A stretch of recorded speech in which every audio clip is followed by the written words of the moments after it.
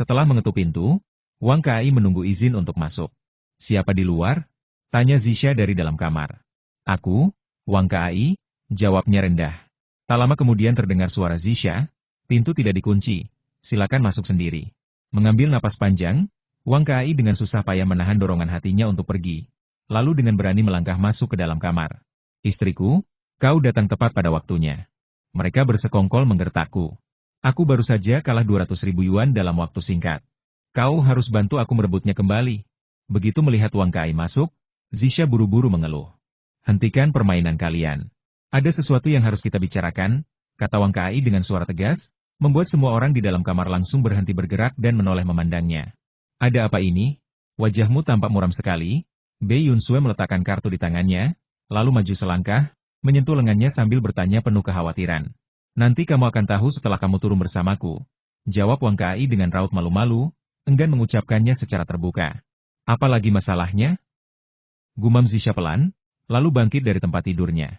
Mereka pun mengikuti Wang Kai turun ke lantai bawah. Belum lagi mereka sampai di bawah, bayangan Xia Xiaomei yang duduk di sofa sudah terlihat, sedang melihat sekeliling dengan tatapan waspada. Mengapa dia datang ke rumah kita? Begitu melihat Xia Xiaomei, Bei Yunsue langsung mengenalinya.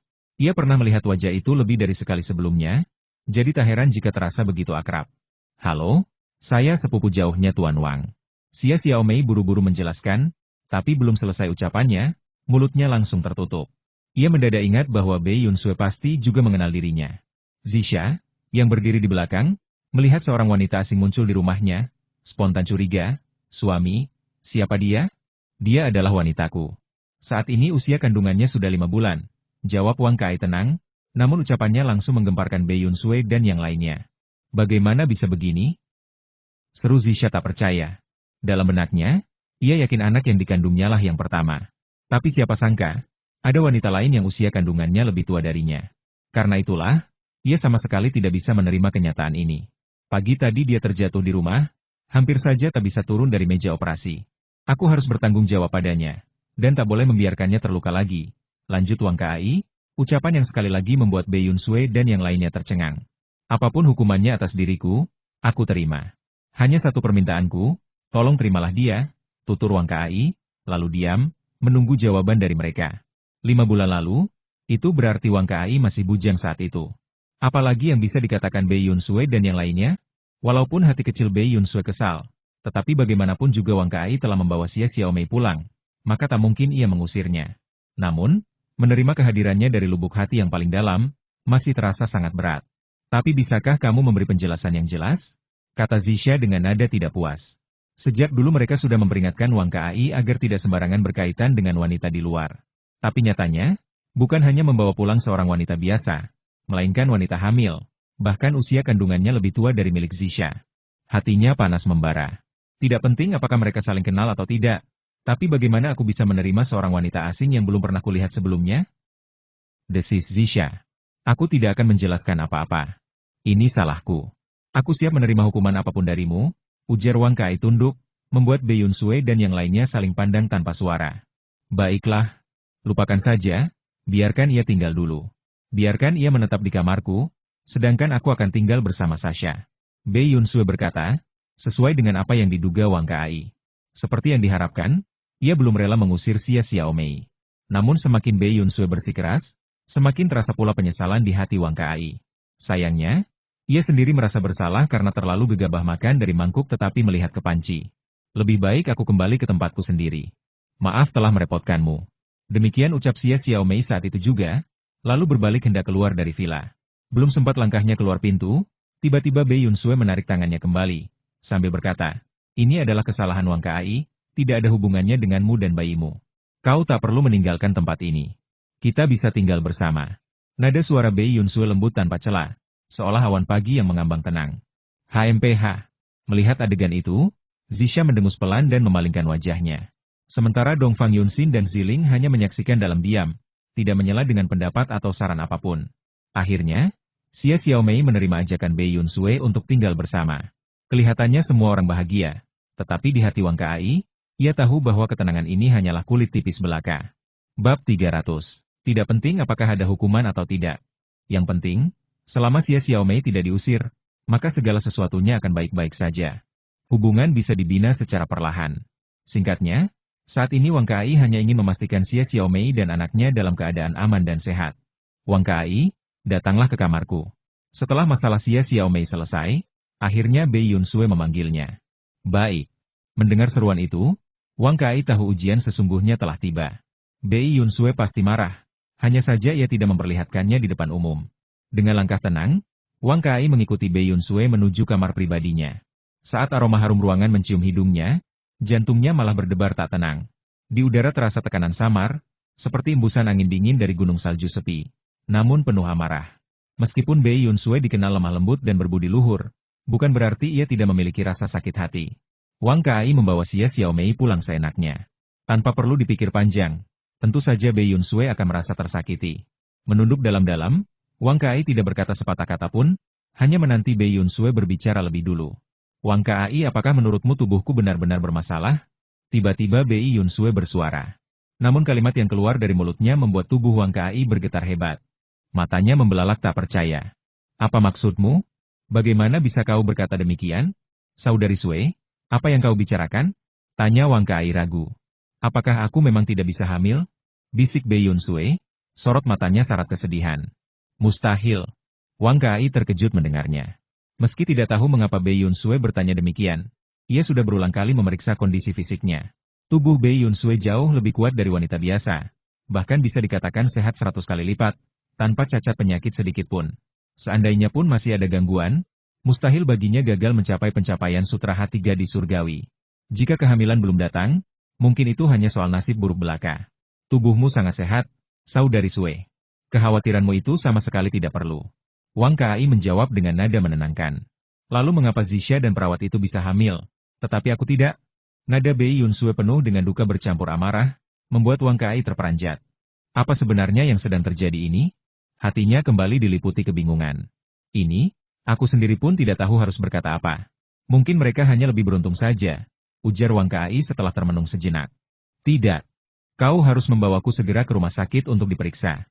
Semua wanita di sisimu ingin memberimu keturunan, dan aku juga ingin melahirkan untukmu, kata Bei Yunsue dengan suara lirih namun tegas, lalu langsung menarik tangan Wang Kai keluar dari kamar.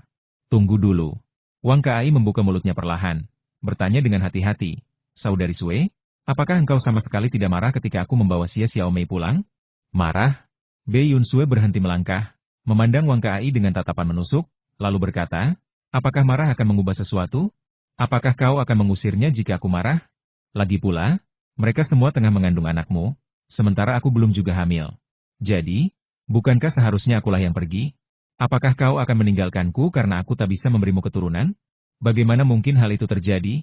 Mendengar ucapan Bei Yunsue, Wang Kai cepat menggelengkan kepala, lalu berkata dengan tulus, seberapapun banyaknya wanita yang ada di sisiku, sekalipun aku tinggalkan semuanya, aku takkan pernah meninggalkanmu, saudari Sue. Engkau adalah satu-satunya yang benar-benar penting bagiku. Engkaulah nyawa dalam hidupku. Kau mengerti maksudku, bukan? Wang Kai memandang wajah Bei Yunsue dengan lembut. Aku mengerti, tapi mereka semua telah memberimu keturunan, dan aku juga ingin merasakan itu, bisik Bei Yunsue dengan ekspresi keras kepala di wajahnya. Wang Kai menghela napas panjang. Selama Bei Yunsue tidak menyalahkan dirinya sendiri, itu sudah cukup. Asalkan ia bisa melewati masa ini, maka Zixia juga akan baik-baik saja. Padahal tubuh Bei Yunsue sangat sehat, tetapi ia bersikeras merasa ada yang salah dengannya.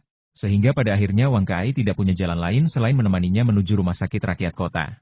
Dalam pikiran Wang Kai, tidak ada alat medis di dunia ini yang bisa melampaui penglihatannya sendiri. Namun, jika Bei Yunsue tidak percaya padanya, mau apa lagi? Sayangnya, pagi tadi Wang Kai telah menunjukkan kekuatan gaibnya di rumah sakit ini, hingga reputasinya menyebar angin kencang di seluruh gedung putih itu. Tidak sampai ia dan Bei Yunsue memasuki rumah sakit, wakil direktur rumah sakit tersebut sudah datang menyambut dengan senyum sumringah. Dokter Jenius, apakah Anda berubah pikiran? Melihat Wang Kai datang kembali, wajah wakil direktur penuh keramahan. Oh, jangan khawatir. Meskipun gaji tahunan yang kami tawarkan belum mencapai jumlah yang Anda minta, saya bisa memberikan gaji tahunan 100 juta.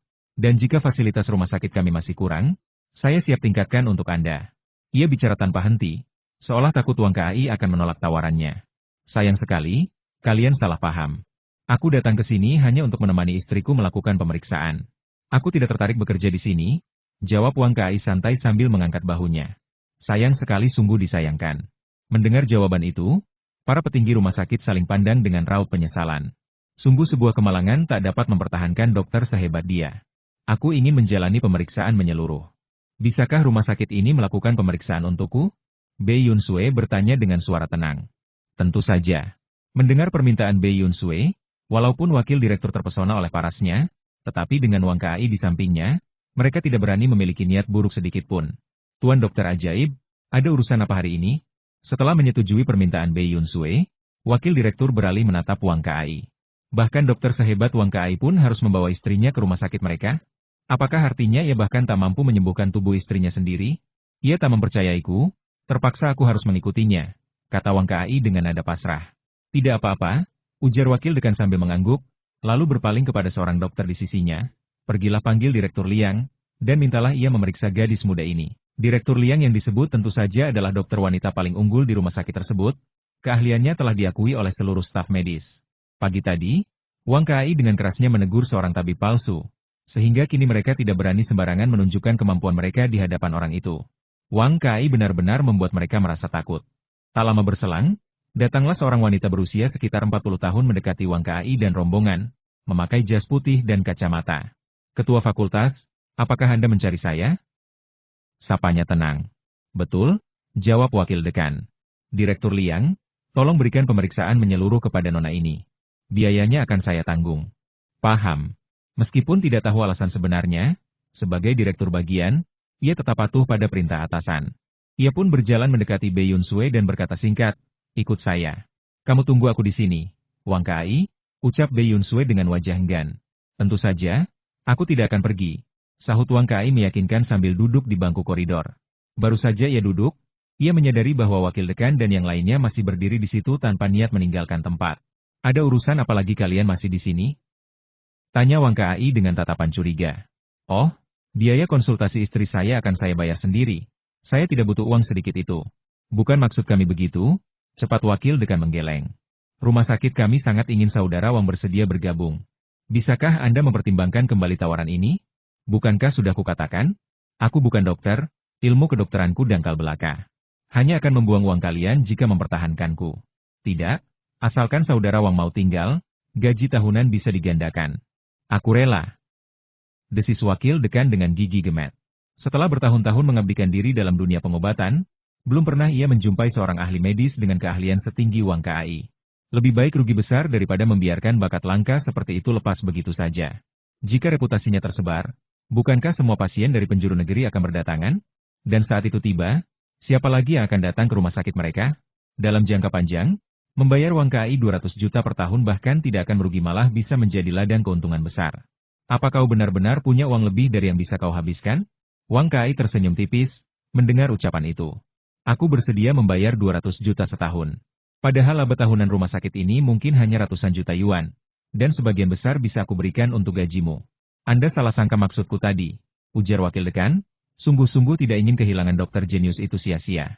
Kamu tidak perlu melakukan apapun, cukup daftarkan namamu di sini, pinta wakil dekan dengan sikap hormat.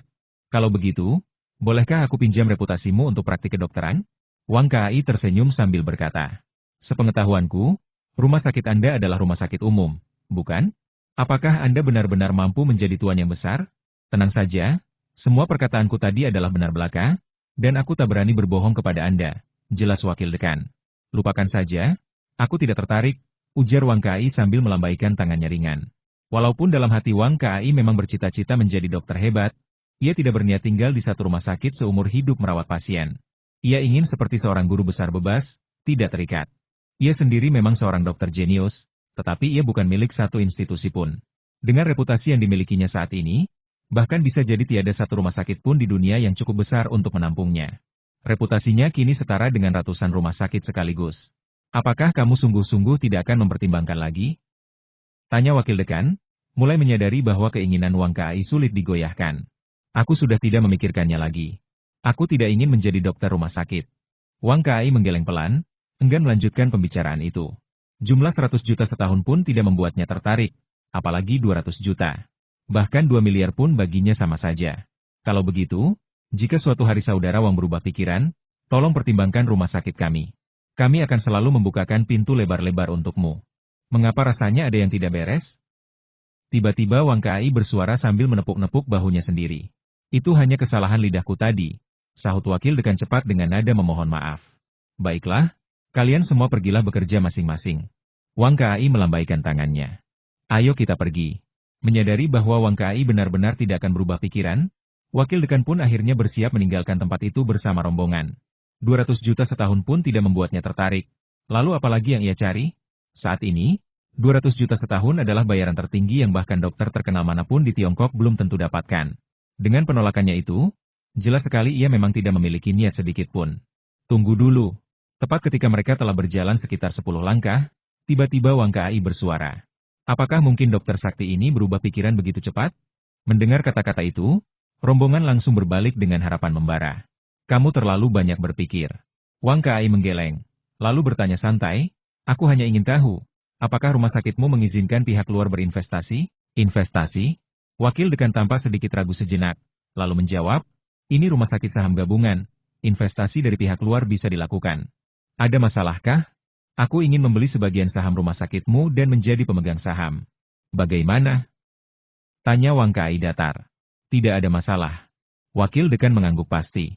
Meskipun rumah sakit ini milik publik, namun operasional dan pengelolaannya bisa dilakukan secara patungan dengan pihak luar. Bagus, maka aku akan menggelontorkan investasi beberapa ratus juta lebih dulu. Ujar Wang Kai dengan suara tenang. Rumah sakit, layaknya sekolah, adalah sesuatu yang wajib ada. Maka saat berinvestasi, Wang Kai sama sekali tidak khawatir akan kerugian. Meskipun keuntungannya sedikit, ia yakin tidak akan pernah merugi. Tidak masalah, sahut wakil presiden setelah mendengar ucapan Wang Kai. Ia langsung menyetujui tanpa banyak pertimbangan. Walau Wang Kai kini bukan lagi dokter di rumah sakit ini, dengan investasi yang ia tawarkan, artinya ia tidak sepenuhnya lepas dari rumah sakit ini. Namun, ada satu hal yang harus kukatakan lebih dulu. Investasi ya investasi, tapi aku takkan pernah menjadi dokter di sini lagi. Tegas Wang Kai, memupuskan sisa harapan yang sempat terselip di hati wakil presiden. Aku paham, jawab wakil presiden sambil mengangguk, menyadari bahwa ia tak punya pilihan lain. Tentu saja, karena aku adalah pemegang saham di sini, kalian boleh menggunakan reputasiku untuk promosi praktik kedokteran. Adapun apakah pasien akan datang atau tidak, itu bukan urusanku. Lanjut Wang Kai, membuat ekspresi wakil presiden berubah ceria. Inilah yang ia tunggu sejak tadi. Baiklah, wakil presiden terus mengangguk. Wajahnya berseri-seri penuh sukacita. Saat ini, semua orang hanya peduli pada daya tarik bintang populer. Jika bukan karena itu, mengapa para pengusaha yang mencari duta selalu memilih bintang besar? Alasannya sama saja. Tentu saja, Wang Kai sendiri tahu maksud perkataannya barusan hanyalah formalitas belaka.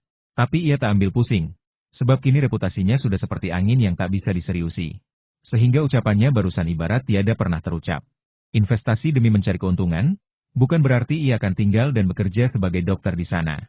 Dunia begitu luas, jumlah pasien begitu banyak, meski ia sampai lelah dan tangannya patah sekalipun, ia tak mungkin menyelamatkan semuanya. Maka dari itu, ia ingin menjadi dokter gunung seperti gurunya dulu. Wakil dekan akhirnya membawa rombongan itu pergi, berkata bahwa masalah kerjasama akan segera diselesaikan, dan tidak masalah jika Wang Kai datang langsung untuk menandatangani perjanjian nanti. Setelah menunggu lebih dari 20 menit, Bei Yunsue akhirnya keluar juga. Namun kini pipinya tampak memerah, bagaikan apel matang yang hampir pecah, dan ia masih tampak bingung dengan apa yang baru saja terjadi. Bagaimana hasil pemeriksaannya? Tanya Wang Kai sambil berdiri melihat Bei Yunsue. Ayo kita pulang dulu. Bicarakan di jalan, jawab Bei Yunsue singkat, lalu menarik tangan Wang Kai keluar dari rumah sakit.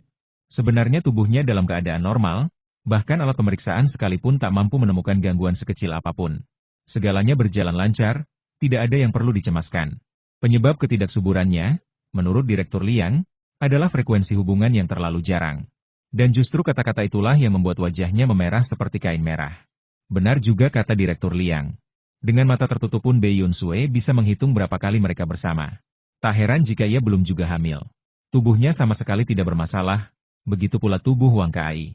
Maka satu-satunya penyebab hanyalah hal ini. Jangan terburu-buru pulang dulu, tiba-tiba Bei Yunsue berkata saat mereka duduk di dalam mobil. Semua pemeriksaan sudah selesai, kenapa kita tidak pulang dan mencobanya saja? Jawab Wang Kai santai. Pergilah ke Hotel Tianyu dulu, ucap Bei Yunsue, pipinya memerah. Baiklah, Wang Kai tak pernah menolak permintaan Bei Yunsue, maka tanpa banyak bicara ia langsung mengemudikan mobil menuju Hotel Tianyu. Setelah parkir di depan hotel, Bei Yunsue segera menariknya masuk dan naik ke lantai atas.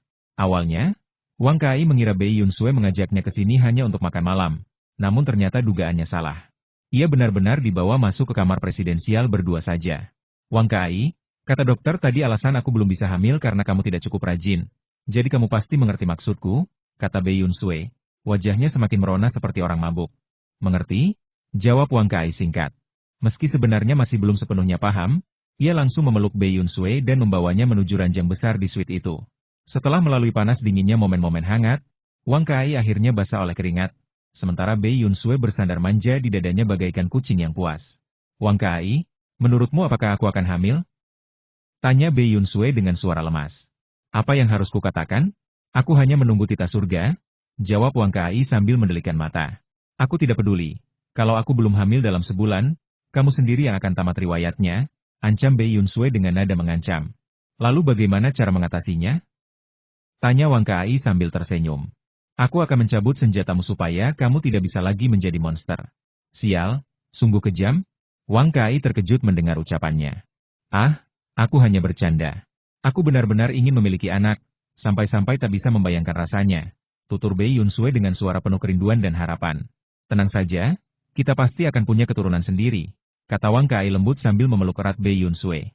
Ya, aku percaya padamu, jawab Bei Yunsue sambil mengangguk, lalu tertidur nyenyak dalam pelukan Wang Kai. Hari ini adalah hari kedua sejak mereka kembali.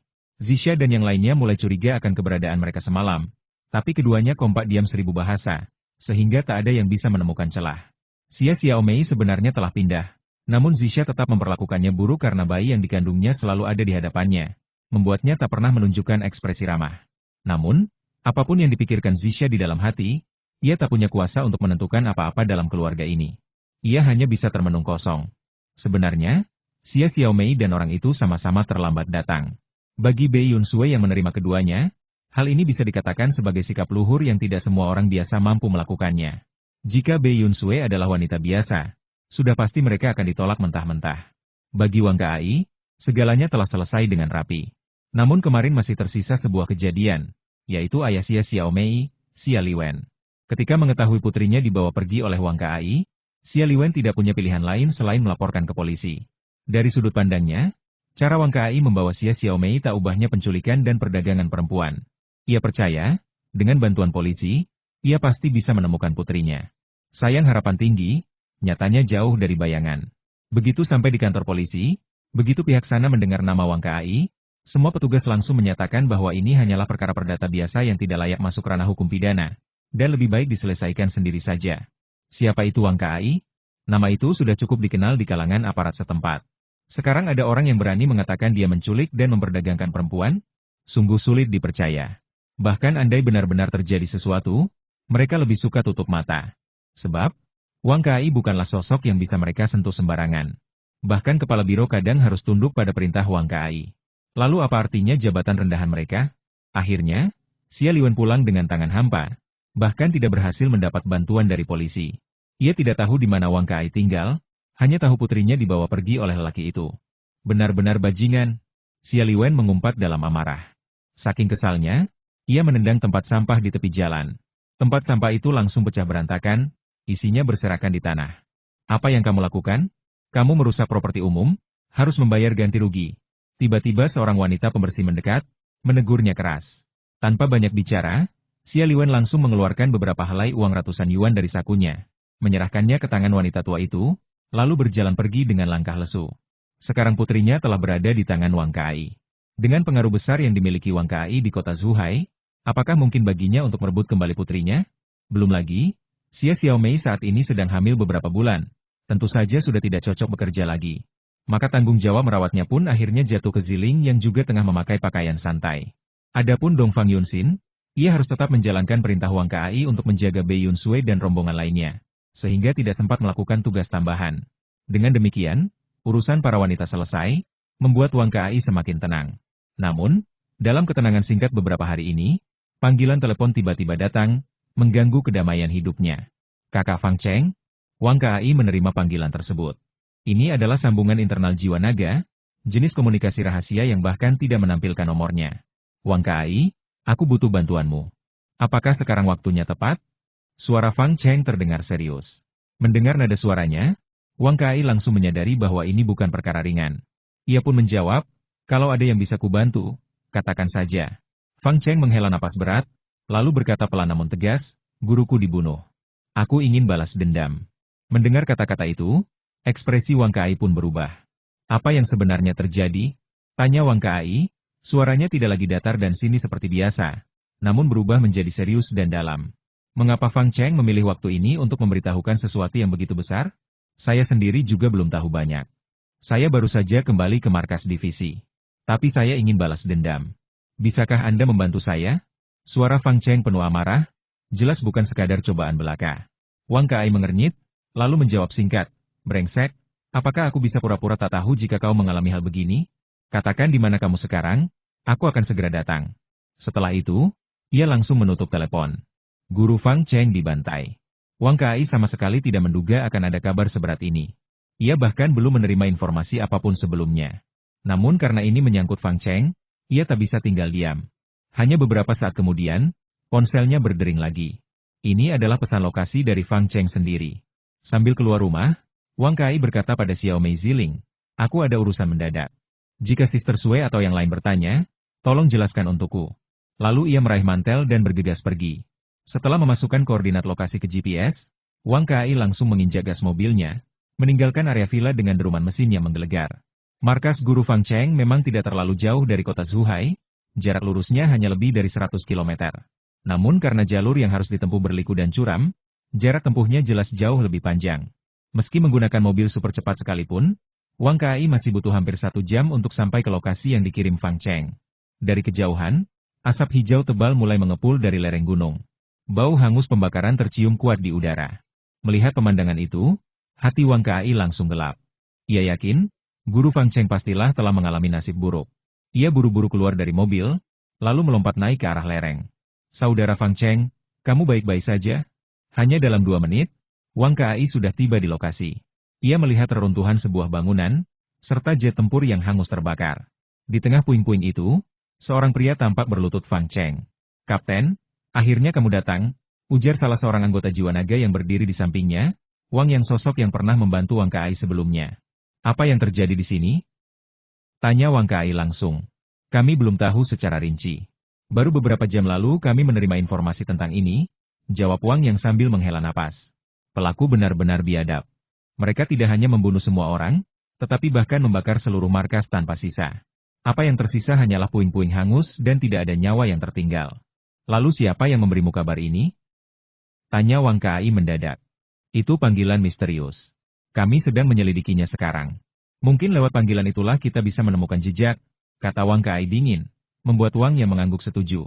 Lalu Wang Kai melirik punggung Fang Cheng yang masih berlutut, lalu bertanya pelan, bagaimana keadaannya? Sejak tiba di tempat ini, ia telah berlutut di sini selama beberapa jam lamanya. Tak peduli betapa kerasnya kami membujuk, tetap saja sia-sia, ujar Wang yang dengan nada menyesal. Fang Cheng sejak kecil telah kehilangan orang tua, dan diasuh oleh tuannya hingga dewasa. Kini, keluarga sang tuan telah dibantai habis, bagaikan seluruh keturunan punah. Betul-betul nasib yang teramat tragis. Perhatikan perubahan di sekeliling kita. Aku akan mendekatinya dulu. Setelah berkata demikian, Wang Kai langsung berjalan menuju Fang Cheng. Berhentilah berlutut, bangkit. Tiada gunanya kau bersikap seperti ini. Sampai di samping Fang Cheng, Wang Kai memberinya sebatang rokok seraya bersuara tegas. Keluarga tuanmu telah binasa. Hanya dengan berlutut dan bersedih di sini tidak akan mengubah apapun. Yang terpenting saat ini adalah segera mencari pelaku pembunuhan itu dan memberinya balasan setimpal. Tidak usah, aku harus tetap berlutut selama 26 jam. Fang Cheng menggeleng, tetapi tetap tidak berdiri. Matanya memerah penuh kesedihan. Mengapa? Mendengar ucapan itu, Wang Kai bertanya heran. Tuanku telah merawatku selama 26 tahun. Aku wajib membalas budi asuhnya. Tidak perlu lagi kau membujukku, kata Fang Cheng, suaranya mulai tersendat-sendat.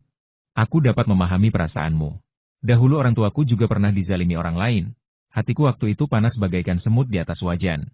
Namun, hal yang terpenting bagi kita saat ini adalah menemukan si pelaku. Apakah dengan hanya berlutut di sini, kau bisa mengetahui siapa pembunuhnya? Kamu tidak mengerti. Mendengar perkataan Wang Kai, Fang Cheng kembali menggeleng, lalu diam 1000 bahasa. Tetap berlutut di tengah reruntuhan. Aku besar berkat asuhan tuanku. Sekarang dia telah tiada, Belum sempat aku melihatnya untuk terakhir kalinya. Bahkan tulangnya pun tak mampu kutemukan. Sungguh menyedihkan. Apakah berguna bicara begitu sekarang? Wang Kai bertanya lagi, kemudian mengulurkan tangan menarik Fang Cheng. Namun, tubuh Fang Cheng tak bergerak sedikit pun, bagaikan batu karang yang tertancap kuat. Wang Kai menarik beberapa kali, tetapi tidak berhasil memindahkannya. Jangan tarik aku, biarkan aku berlutut selama 26 jam. Belum sempat aku membalas jasa pengasuhannya, maka biarkanlah aku sendiri sejenak, ucap Fang Cheng dengan mata penuh tekad. Kalau kau ingin berlutut, silakan saja. Aku akan mencoba mencari petunjuk. Memang benar, kasih sayang seorang guru dalam mendidik dan merawat muridnya itu seberat gunung. Wang Kai dapat memahami perasaan Fang Cheng. Jika dengan berlutut ia merasa telah membalas budinya, maka biarkanlah ia tetap seperti itu. Saat tiba di bagian terdalam reruntuhan, Wang Kai melihat beberapa mayat hangus. Namun setelah memeriksa lebih teliti, ia menyadari bahwa semua orang ini terlebih dahulu dibunuh, baru kemudian dibakar di tempat ini. Tubuh mereka masing-masing memiliki luka parah yang menyebabkan kematian instan. Selain itu, mereka semua adalah para biksu. Jika bukan karena dibunuh terlebih dahulu, mustahil api biasa mampu membakar tubuh mereka sampai mati. Ini pasti cara pelaku menghancurkan jejak. Mayat-mayat itu telah hangus tak berbentuk manusia lagi. Wang Kai merasa bulu kuduknya berdiri saat memandangnya. Dengan pandangan tajam miliknya, Wang Kai dapat memastikan bahwa jumlah mayat di bawah reruntuhan ini ada paling tidak 20 orang. Beberapa di antaranya bahkan gosong hingga tinggal abu dan tepung tulang belaka. Wang Kai menoleh ke kiri dan ke kanan, namun tak terlihat satu jiwa pun yang masih hidup. Pemandangan di sekelilingnya benar-benar musnah tanpa sisa. Sekte yang baik telah mengalami bencana sedemikian rupa, dan aku pun tak tahu siapa iblis kejam yang telah diprovokasi. Kesedihan dan perubahan terpatri jelas di wajah Wang Kai. Melihat pemandangan itu, ia hanya bisa menepuk bahu Fang Cheng dengan lembut sebagai bentuk penghiburan, lalu berjalan kembali menuju pesawat tempur untuk bergabung bersama Wang Yang dan yang lainnya. Apakah kamu sudah mendapat sesuatu? Tanya Wang Kai begitu tiba. Baru saja kami menerima kabar dari organisasi. Mereka menyebutkan bahwa sambungan telepon itu menggunakan enkripsi khusus dan memerlukan waktu untuk didekripsi. Namun, saya percaya tim kita akan segera berhasil, jawab Wang Yang. Baiklah. Fang Cheng akan tetap berlutut di sini selama lebih dari 20 jam. Mari tinggalkan dia sejenak, kita masuk ke dalam jet tempur untuk menghangatkan diri. Setelah berkata demikian, Wang Kai langsung berjalan masuk ke dalam pesawat tempur sendirian, lalu duduk santai. Mendengar perkataan Wang Kai, Wang Yang dan rombongan lainnya merasa tertegun. Sebagai prajurit tempur yang terbiasa menghadapi dinginnya angin musim salju, mereka biasanya tidak peduli pada cuaca. Namun kali ini, Wang Kai benar-benar memperhatikan kenyamanan mereka. Namun, jika benar-benar harus berdiri di luar selama lebih dari 20 jam, itu adalah ujian yang sangat melelahkan. Tidak sampai 10 menit setelah Wang Kai masuk ke dalam pesawat, Wang Yang dan yang lainnya juga satu persatu ikut masuk, lalu menutup rapat kabin pesawat. Agak kurang nyaman. Apakah kalian ingin mencoba sesuatu? Begitu mereka masuk, tampak Wang Kai sedang asyik melahap makanan padat dengan lahapnya. Tidak usah, kami belum lapar. Wang Yang menggeleng, lalu bertanya, Kapten, menurutmu siapa pelaku pembantaian ini? Kalau kau tanyakan kepadaku, kepada siapa lagi aku harus bertanya? Wang Kai memutar matanya sejenak, lalu menjawab. Namun tak lama kemudian, seperti teringat sesuatu, ia berkata, sepertinya kehancuran semacam ini bukanlah aksi biasa. Hanya orang luar biasa yang sanggup melakukan ini, mungkin karena ada dendam lama yang akhirnya dituntaskan dengan cara brutal. Memang betul-betul biadab. Menghancurkan sebuah sekte secara keseluruhan, kata Wang yang dengan nada tak dapat menyembunyikan rasa terkejutnya. Seperti kata pepatah, dendam dan hutang pasti akan datang lagi suatu hari. Jika ingin balas dendam, cukup cari orang yang bersalah. Mengapa harus menyeret semua orang? Aku tidak yakin. Tapi kupikir pasti ada alasan kuat mengapa pihak lawan menghancurkan tempat ini. Tak guna kita membuat tebakan tanpa dasar. Lebih baik kita gunakan waktu ini untuk beristirahat. Setelah selesai bicara, Wang Kai akhirnya menyelesaikan makannya, lalu bersandar di kursi seraya menghela napas panjang. Apakah ada kekuatan lain yang mencoba mengganggu di sini? Tanya Wang Kai. Mungkin tidak. Kami sudah di sini beberapa jam, belum ada tanda-tanda kedatangan siapapun, jawab Wang Yang. Benar, mereka tidak akan berani campur tangan dalam urusan ini. Kita masih memiliki lebih dari 20 jam waktu tersisa. Ayo kita semua istirahat sebaik mungkin, ujar Wang Kai, lalu menutup matanya perlahan, seolah memasuki dunia mimpi. Wang yang menghela napas panjang, lalu mengalihkan pandangan keluar, menatap Fang Cheng yang masih berlutut dalam diam di tengah reruntuhan, tidak tahu bagaimana lagi harus menghiburnya. Mungkin penghiburan terbesar bagi seorang pejuang adalah saat ia dibantu untuk membalas dendam. Kita semua adalah anggota Dragon Soul. Sekarang keluarga besar Fang Cheng telah hancur, Wang Yang dan rekan-rekannya pasti akan bertindak bersamanya. Jadi tunggulah, siapapun yang melakukan ini akan dihancurkan oleh organisasi jiwa naga. Waktu berlalu lambat namun pasti. Tak terasa malam telah menjelma. Fang Cheng tetap berlutut di tempat yang sama, dalam gelap, tanpa sepatah kata pun, bahkan rasa lapar pun dilupakan. Selama masa itu, Wang Kai dan rombongan tetap tinggal di dalam pesawat, diam-diam menanti waktu yang tepat untuk bertindak. Keesokan harinya, Wang Kai terbangun lebih awal dari biasanya. Namun, ia tidak bangun karena waktu atau kebiasaan, melainkan karena ada rasa waspada yang tajam menyusup dalam hati seolah sedang diawasi oleh sesuatu atau seseorang. Karena itulah, matanya mendadak terbuka. Dengan gerakan cepat seperti kilat, Wang Kai segera keluar kamar dan berlari menuju suatu tempat, langkahnya ringan bagai hantu penjelmaan. Melihat tingkah lakunya, Wang Yang dan kawan-kawan juga sontak terbangun, lalu bergegas mengikutinya dari belakang. "Kapten, ada apa ini?" Wang Kai baru berhenti setelah mencapai jarak sekitar 200 meter, dengan tatapan bingung di wajahnya. "Aku merasa kita sedang dipantau secara rahasia," jawab Wang Kai, alisnya mengerut sedikit. Indera keenamnya memang selalu tajam, dan kali ini perasaan itu sangat kuat hingga membuatnya terbangun mendadak. Tapi sekarang, meski hanya berdiri di sini, ia tak dapat melihat apapun. Bahkan dengan kemampuan clairvoyance-nya pun hasilnya tetap nihil. Jika benar-benar ada pihak yang memata-matai mereka, dengan penglihatan dan kecepatan Wang Kai, pastilah sudah bisa menemukan jejak keberadaannya. Namun kenyataannya kosong belaka, maka wajar jika ia menjadi bingung. Ada yang memata-matai kita? Mendengar ucapan Wang Kai, Wang Yang dan rombongan langsung terkejut. "Ayo kembali dulu. Mungkin aku salah sangka," kata Wang Kai sambil menggeleng pelan, lalu berjalan kembali ke arah jet tempur. "Perhatikan baik-baik segala perubahan di sekitar kita," tambahnya. "Perasaan tidak akan muncul tanpa sebab." Setelah menghabiskan 5 jam tambahan di dalam jet tempur, satu persatu Wang Kai dan kawan-kawan keluar dari pesawat. "Fang Cheng, kamu boleh bangun sekarang. Waktunya sudah 26 jam, ujar Wang Kai seraya menarik tubuh Fang Cheng. Kali ini Fang Cheng tidak lagi menentang atau membantah. Ia langsung ditarik, namun tampak sangat lemas. Kulitnya pucat pasi, bibirnya membiru, entah karena kedinginan atau ketakutan. Menghadapi situasi semacam ini, sulit untuk tidak merasa putus asa. Hati Fang Cheng mungkin telah membeku. Wang Kai lalu menyuntikkan sepercik energi sejati ke tubuh Fang Cheng, kemudian mengedip pada Wang Yang dan yang lainnya, berkata, bahwa dia istirahat dulu. "Baik." Wang Yang mengangguk, lalu bersama rekan-rekan jiwa naga lainnya membimbing Fang Cheng masuk ke dalam jet tempur. Setelah urusan Fang Cheng selesai, Wang Kai dan Wang Yang bertemu kembali di luar, lalu berkata, "Hubungi organisasi. Tanyakan apakah mereka sudah berhasil menganalisis data tersebut. Kelambanan mereka sungguh tidak masuk akal." "Segera kupastikan," sahut Wang Yang sambil mengangguk, lalu langsung menekan nomor komunikasi internal organisasi jiwa naga. "Ini belalang. Apakah kalian sudah selesai menganalisis kode yang kami kirim? Di mana lokasi asal panggilan tersebut?" "Belum selesai." Wang Yang tiba-tiba berseru kaget, lalu berkata, "Baik, saya mengerti." "Belum selesai?" Dengan melihat ekspresi Wang Yang barusan, Wang Kai sudah bisa menebak jawabannya. Bukankah jiwa naga dikenal sebagai organisasi puncak di Tiongkok? Mengapa sampai kesulitan memecahkan sebuah kode? Mereka bilang masih butuh 2 jam lagi untuk menyelesaikan analisisnya. Bahkan ahli dalam negeri telah mereka undang untuk membantu. Lalu apa yang harus kita lakukan sekarang? Salah satu anggota tim jiwa naga bertanya. Wang Kai mengangkat bahunya, lalu menjawab datar, "Tidak ada yang bisa dilakukan selain menunggu. Toh ini bukan urusan kita." "Baik. Memang benar mereka saat ini tidak memiliki petunjuk lain. Jadi satu-satunya pilihan hanyalah menunggu." Dengan begitu, Wang Kai dan rombongan tinggal menunggu di tempat itu hampir 2 jam lamanya, hingga akhirnya terdengar suara dari telepon satelit. "Pemecahan telah berhasil. Mereka benar-benar mencuri satelit militer kita dan melewati pengawasan negara. Panggilan berasal dari kawasan pegunungan tertentu di wilayah barat daya. Kami akan segera mengirimkan koordinat lokasi tepatnya." "Segera kirim." Akhirnya mendapat petunjuk, Wang Kai dan kawan-kawan langsung mulai meregangkan otot-otot mereka, bersiap tempur. Orang-orang itu sangat kuat. Setelah berbuat jahat di sini, mereka kabur ke barat daya. Hampir separuh Tiongkok mereka lintasi. Tak lama kemudian, lokasi spesifik pun diterima. Tanpa ragu-ragu, semua orang langsung masuk ke dalam jet tempur. Kini lokasi musuh telah diketahui.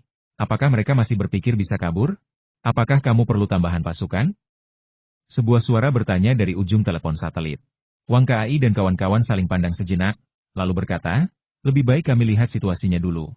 Jika terjadi sesuatu yang darurat, segera hubungi kami. Kami akan langsung kirim bantuan." Setelah berkata demikian, komunikasi dari satelit terputus. "Ayo berangkat, Wang Kai memberi aba-aba. Segera setelah itu, jet tempur melesat ke langit dengan dentuman keras, menuju wilayah barat daya. Kecepatan pesawat itu sangat tinggi. Meskipun jarak antara kedua tempat lebih dari 1.000 km, dalam waktu kurang dari 1 jam saja mereka sudah berada lebih dari 20.000 meter di udara wilayah barat daya.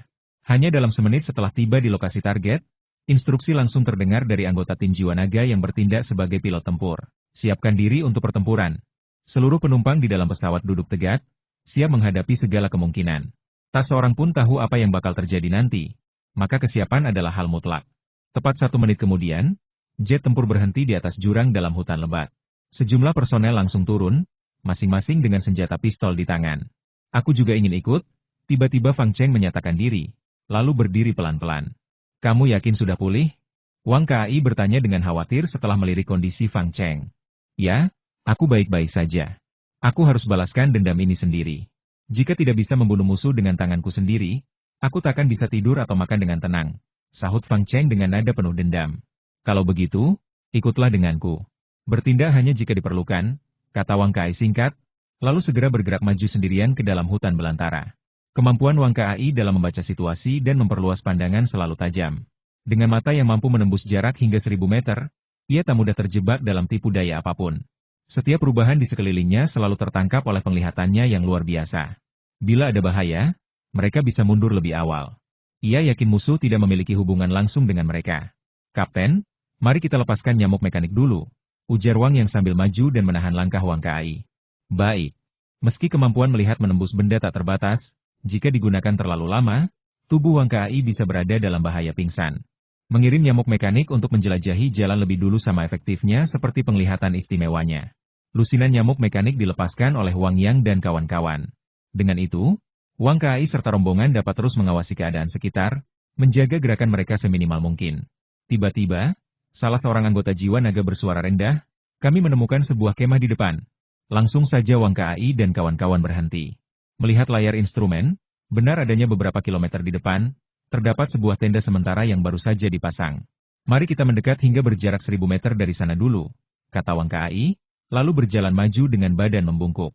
Dari luar, perkemahan tampak tenang, bahkan tak terlihat ada orang. Namun, siapa tahu apa yang terjadi di dalam? Nyamuk mekanik tak bisa terbang masuk ke dalam tenda, maka Wang Kai harus mendekat cukup jauh agar bisa melihat sendiri keadaan di dalam. Perlahan mereka bergerak menuju camp. Sekitar 2 menit berlalu, akhirnya mereka sampai di tempat yang sedikit lebih tinggi, memandang camp yang tersembunyi di tengah hutan lebat. Wang Kai membuka kemampuan perspektifnya tanpa batas. Segera pemandangan dalam tenda muncul jelas di matanya. Namun, tubuhnya tiba-tiba tersentak. Wajahnya menunjukkan keterkejutannya. Sepertinya kita telah terjebak. Suara Wang Kai begitu berat hingga membuat mata Wang yang terbelalak. Mereka bertanya cepat, ada apa? Di dalam tenda ini, setidaknya ada 50 orang bersenjata lengkap. Jika kita mendekat, mereka akan segera menembaki kita tanpa ampun. Memang benar dari luar tak terlihat gerakan, namun begitu banyak orang tersembunyi di dalam. Bukan karena penglihatan luar biasa Wang Kai, mungkin mereka akan masuk sendiri ke dalam maut. Pembantaian? Gumam salah satu dari mereka. Mengapa masih ada yang rela menggali lubang besar untuk menanti kita jatuh? Tidak mungkin. Wang Yang dan kawan-kawan terkejut, suara mereka penuh keraguan. Lawan terlalu banyak. Kita tak bisa melawan mereka sendirian. Mundurlah dulu. Aku pikir masalah ini tak semudah kelihatannya, kata Wang Kai, lalu bersembunyi di balik batu besar. Kembali. Mulai mundur. Lebih dari 10 penembak menunggu mereka dengan senapan siap tembak. Cepat bagaimanapun, kecuali Wang Kai, apakah Fang Cheng dan yang lainnya bisa lebih cepat dari peluru? Mustahil. Sebelumnya, Wang Kai menduga bahwa sekte Fang Cheng dihancurkan oleh sesama sekte kultivasi. Tapi kini, semuanya tampak berbeda. Akhirnya, atas isyarat Wang Kai, mereka mundur hampir 2 kilometer, lalu berhenti sejenak. Kapten, apa yang harus kita lakukan sekarang? Bisik Wang yang dengan suara rendah. Mari kita tunggu sejenak dan lihat apa yang akan terjadi. Sementara itu, laporkan situasi di sini ke organisasi. Biarkan mereka menilai, jawab Wang Kai tenang. Baik, aku akan segera melaporkannya. Wang yang mengangguk, lalu mulai menghubungi markas besar. Wang yang percaya sepenuhnya pada perkataan Wang Kai. Ia tahu bahwa kemampuan perspektif Wang Kai sangat luar biasa, kemampuan yang telah terbukti saat uji coba sebelumnya. Meskipun sikap Wang Kai kadang terkesan menyeramkan, ia tetap yakin bahwa Wang Kai tidak akan pernah menipu mereka. Setelah melaporkan kondisi di lokasi, Wang Kai dan rombongan berkumpul secara perlahan, duduk dalam diam, menunggu instruksi dari organisasi.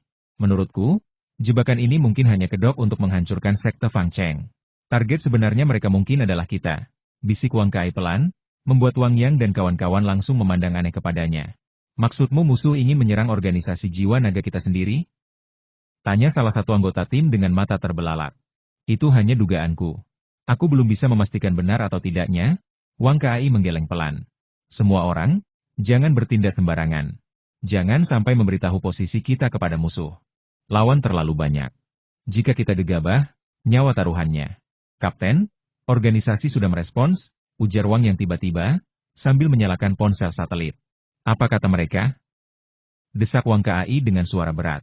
Mereka bilang akan segera mengirim bantuan. Kita diminta tetap bertahan di sini hingga mereka datang, jelas Wang Yang. Kalau begitu, mari kita tunggu, kata Wang Kai singkat, lalu duduk bersila di tanah, memulihkan tenaga. Jumlah mereka memang masih terlalu sedikit untuk menyerang tenda musuh. Jika ingin membersihkan lawan di dalam, bantuan wajib diperlukan. Meski para anggota jiwa naga seperti dewa bagi orang biasa, Wang Kai tahu betul bahwa mereka tetap manusia biasa. Jika terkena tembakan di titik vital, mereka juga bisa mati. Jadi, pilihan terbaik adalah menunggu pasukan datang, baru bertindak bersama-sama. Jika musuh ingin menggali lubang dan menanti mereka jatuh, maka Wang Kai harus balas memberi hadiah besar. Lebih dari 1 jam berlalu, sunyi menyelimuti. Wang Kai dan kawan-kawan tetap tak bergerak. Di pihak lain, tak ada gerak-gerik mencurigakan, seolah mereka memang tak menyadari kedatangan musuh. Kapten, bantuan kita akan segera datang, bisik Wang yang tiba-tiba, menjulurkan kepala dari balik semak. Baik. Semua orang, bersiap-siap. Siapkan dirimu untuk bertindak cepat, perintah Wang Kai, lalu langsung mengambil senapan mesin ringan dari tangan Wang Yang. Dalam pertempuran semacam ini, senjata api tetap menjadi perlindungan terbaik. Sehebat apapun ilmu silat seseorang, tetap bisa dibunuh dengan peluru.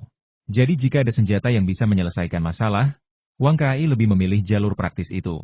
Kurang dari 30 detik kemudian, dari udara, 4 jet tempur meluncur turun dari langit, membawa lambang khusus organisasi jiwa naga. Tidak pernah terbayangkan oleh Wang Kai dan rombongan bahwa organisasi akan mengirimkan bantuan dalam jumlah sebesar ini. Kedatangan jet tempur tidak disertai dentuman keras seperti biasanya. Mereka turun dengan tenang, seolah tak pernah menyentuh angkasa.